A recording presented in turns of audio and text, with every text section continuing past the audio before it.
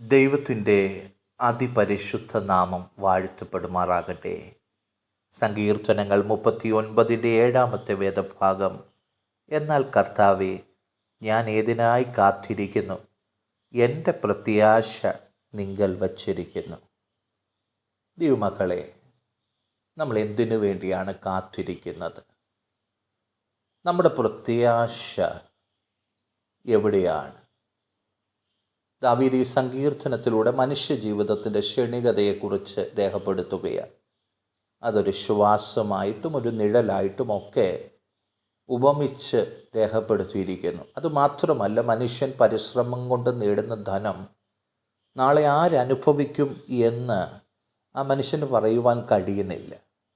ഇങ്ങനെ ക്ഷണികമായിട്ടുള്ള ഒരു ജീവിതത്തിൽ താൻ ഈ ലോകത്തിൽ ഭൂമിയിൽ സ്വരുക്കൂട്ടി വെക്കുന്നതൊക്കെ നാളെ ആർക്കാകും എന്ന് പറയുവാൻ കഴിയാത്ത സാഹചര്യങ്ങൾ നിലനിൽക്കുമ്പോൾ ദാവീദ് അതിൻ്റെ നടുവിൽ ആ നശിച്ചു പോകുന്ന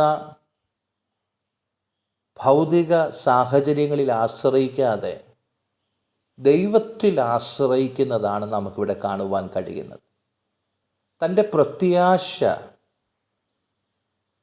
താൻ ഏതിനു വേണ്ടിയാണ് കാത്തിരിക്കേണ്ടതെന്ന് ദൈവസന്നദ്ധിയിൽ ദാവീദ് വ്യക്തമായി മനസ്സിലാക്കുകയാണ്. ദൈവമക്കളെ, നമ്മളോടും വചനത്തിന് ഓർമ്മപ്പെടുത്തുവാനുള്ളത്, നമ്മുടെ ക്ഷണികമായ ആയുസ്സിൽ അതിൻ്റെ ഓരോ ദിവസവും ഓരോ നിമിഷവും നാം എന്തിനു വേണ്ടിയാണ് ജീവിക്കേണ്ടത്? എന്തിനു വേണ്ടിയാണ് നമ്മൾ കാത്തിരിക്കേണ്ടത്? എവിടെയാണ് നമ്മുടെ പ്രത്യാശ വെക്കേണ്ടത്? ഇത് നമ്മൾ തിരിച്ചറിയേണ്ടത് ആവശ്യമാണ്. നമ്മുടെ പ്രത്യാശ നമ്മുടെ ദൈവത്തിലായിരിക്കണം. നമ്മൾ കാത്തിരിക്കുന്നത് ആ നിത്യജീവൻ്റെ അനുഭവങ്ങൾക്ക് വേണ്ടിയായിരിക്കണം. അങ്ങനെയെങ്കിൽ നിശ്ചയമായിട്ട് അതിനുവേണ്ടി നമുക്ക് പരിശ്രമിക്കുവാൻ കഴിയും. അതിനുവേണ്ടി ജീവിതത്തെ ക്രമപ്പെടുത്തുവാൻ കഴിയും. അവിടെ ദൈവത്തിൻ്റെ പരിശുദ്ധാത്മാവ് നമ്മെ സഹായിക്കുവാൻ ഇടവരും.